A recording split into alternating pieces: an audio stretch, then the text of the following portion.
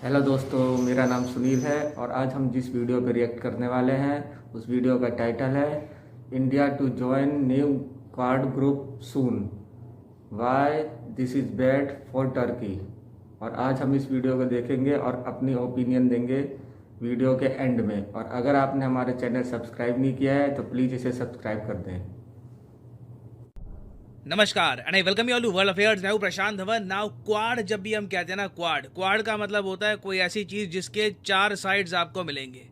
एक क्वाड आपको पता होगा इंडिया का है, ऑस्ट्रेलिया, जापान, यूएसए के साथ। एक और सेकंड क्वाड भी हम कहते हैं जहां पर इजराइल, यूएसए, यूएई, इंडिया है। और अब मैं देख रहा हूं कि एक तीसरा क्वाड जैसा ग्रुप फॉर्म हो रहा है। एक्चुअली ये फॉर्म हो चुका है। इस ग्रुप में इंडिया, ग्रीस, साइप्रस और इजराइल हैं। और ये ग्रुप बहुत ही जल्द एक समिट करने वाला है और इंडिया को पहली बार इस ट्रायलैटरल समिट में बुलाया जाएगा। और इस पर हाल ही में बहुत आर्टिकल पब्लिश हुए हैं कि इंडिया की जो एंट्री है in middle east power block, जो ये कंट्रीज हैं प्राइमरली इकट्ठा हुई है एनर्जी के लिए, पावर के लिए, तो जो पावर ब्लॉक में इंडिया की एंट्री है ना, ये एक बहुत ही बड़ा झटका देगा टर्की को। इंडिया प्रॉपरली आप कह सकते हैं टर्की के जियोपॉलिटिकल स्पेस में एंट्री कर रहा है। तो बहुत कुछ यहाँ पे आपको जानने को मिलेगा कि हाल ही में हुआ क्या है, ये जो ब्लॉक है इजराइल, साइप्रस, ग्रीस का, इसकी इंपॉर्टेंस क्या है। Let's discuss all of this. But आगे बढ़ने से पहले आपसे एक प्रश्न पूछूंगा। क्वेश्चन ये है कि साइप्रस, जिस कंट्री की हम यहाँ पर बात कर रहे हैं, साइप्रस की राजधानी क्या है? कई लोगों को पता नहीं होता इसका, क्योंकि साइप्रस कंट्री इतना डिस्कस होता नहीं है। यह है यहाँ पे आपकी ऑप्शन: सोफिया, निकोसिया, बेलग्रेड या फिर बॉन।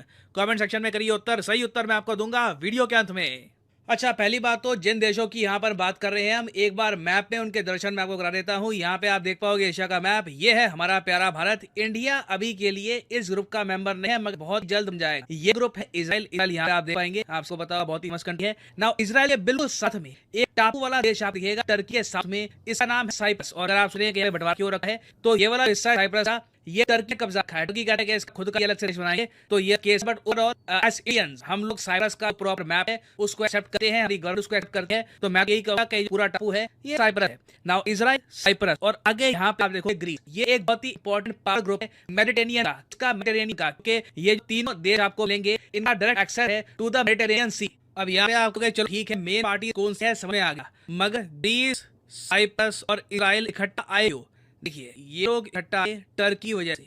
टर्की ने देखो क्या कर रखा है यहाँ पे। टर्की का सिंपल फॉर्मूला है जो आप लीजिए पाकिस्तान का भी है, ना खुद ग्रो करेंगे ना दूसरों को ग्रो करने देंगे। मैं आपको यहाँ पे दिखाना चाहता हूँ एजियन डिस्प्यूट के बारे में। कौन सा डिस्प्यूट? Aegean dispute. एजियन एक सी है, मेडिटेरेनियन सी है अंदर एक और छोटा सा पार्ट है, इसको कहा जाता है एजियन सी। ये आपको ग्रीस और टर्की के बीच में मिलेगा एजियन सी। आप कह सकते हैं का पार्ट साइप्रस को भी छूता है, तो ये एरिया आप कह सकते हैं ये एजियन सी है। ये देखिए माना जाता है नेचुरल गैस की खोज के लिए एक गोल्ड माइन है। इससे बेहतर जगह शायद पूरे इलाके में आपको नहीं मिलेगी अगर आप नेचुरल गैस ढूंढ रहे हैं। पिछले 15 सालों में Aegean Sea billions of dollar की नेचुरल गैस मिली है, मगर प्रॉब्लम यह है कि काफी बार ये नेचुरल गैस एक्सट्रैक्ट नहीं कर सकती, क्योंकि एजियन सी किसको बिलोंग करता है ना। इस इशू को लेकर डिस्प्यूट चल रहा है ग्रीस और टर्की के बीच में, और दोनों देशों ने इस इशू को लेकर एक बार को ऑलमोस्ट वॉर स्टार्ट कर दी थी। कॉमेडी बात यह है यहाँ पर कि दोनों कंट्रीज नेटो को बिलोंग करते हैं, दोनों नेटो मेंबर है। तो काफी बार लोग क्वेश्चन पूछते हैं ना कि तो नेटो कंट्रीज अगर आपस में लड़ रही है तो क्या होगा, नेटो इसका साथ देगा? तो वो सब क्वेश्चंस बने ही इसलिए क्योंकि ग्रीस और टर्की की 1970s और 80s में ऑलमोस्ट वॉर हो गई। वैसे आप अगर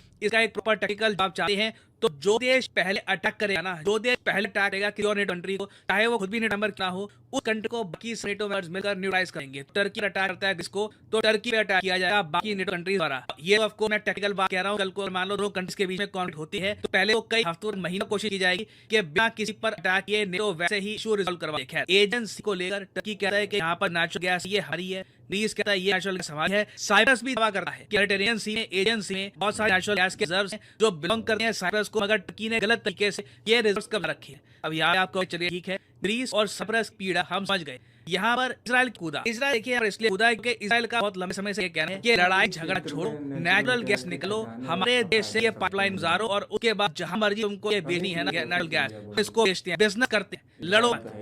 ये आप कह लीजिए इजराइल का मेन मंत्र था रीजन को कि बिजनेस करते हैं, लड़ाई झगड़ा बाद में लेंगे, लड़ाई करने की जरूरत नहीं है। तो इजराइल देखिए टर्की काफी ये कहा कि पाइपलाइन बनाते हैं, काम करते हैं, इस पर टर्की हिलने को तैयार नहीं है और इसलिए फ्रस्ट्रेशन में आ गया ना।